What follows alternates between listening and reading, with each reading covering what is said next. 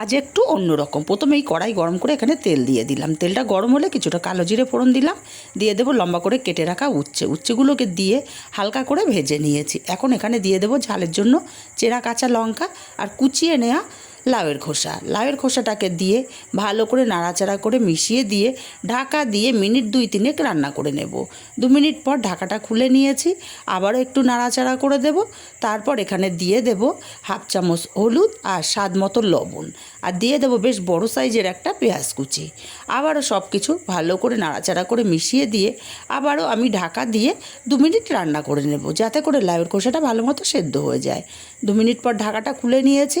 এখন এইভাবে নাড়াচাড়া করে 2 থেকে 3 মিনিট আমি লাউয়ের খোসাগুলো ভেজে নিয়েছি। এখন এখানে দিয়ে দেব 1 চামচ পরিমাণে পোস্তটাকে দিয়ে খুব ভালো করে নাড়াচাড়া করে মিশিয়ে আরও 1 মিনিট রান্না করে নিতে হবে। তারপরে নামিয়ে নিলে গরম ভাতে জাস্ট ফাটাফাটি লাগে খেতে।